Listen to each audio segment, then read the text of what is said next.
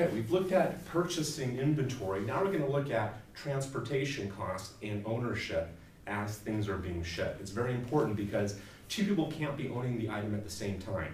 We need to know when something's being shipped, is it the buyer that owns it or is it the seller that's responsible for it? Okay, so we're going to be looking at a seller who's selling to this buyer over here, and this arrow represents shipment, whether it's by rail, by truck, whatever it might be, okay?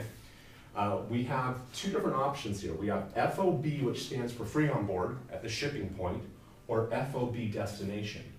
FOB shipping point means that the buyer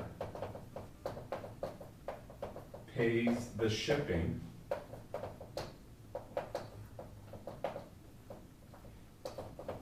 and owns it. So if it's FOB shipping point, it's saying at this point is where ownership changes hands.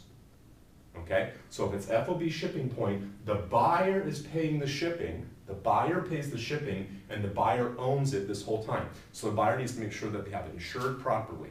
Okay? If it's FOB destination, the seller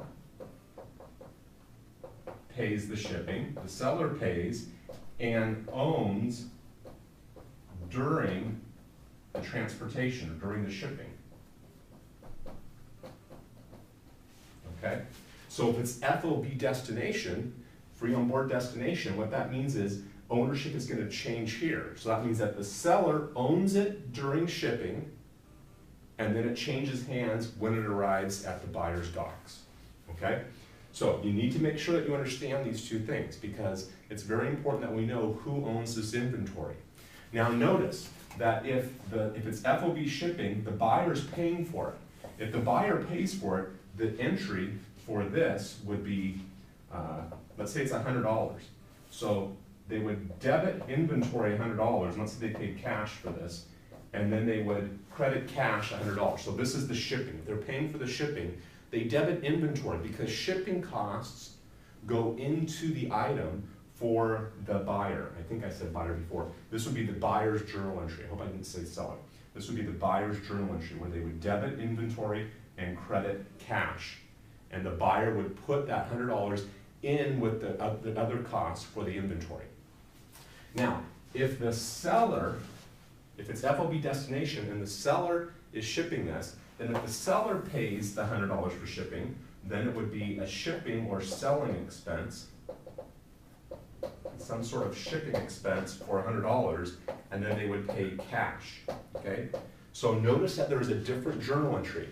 If the buyer, if it's FOB shipping and the buyer's paying the shipping, then they debit inventory.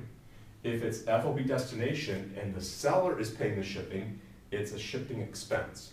And it makes sense because if the seller's selling it, they don't have that inventory item anymore. So they can't put the $100 into inventory because they just sold the item. So it has to be shipping expense. Okay? Hopefully you understand this. If you don't, go through this video a couple times and make sure you read your textbook because it does a good job also of explaining these concepts. Good luck.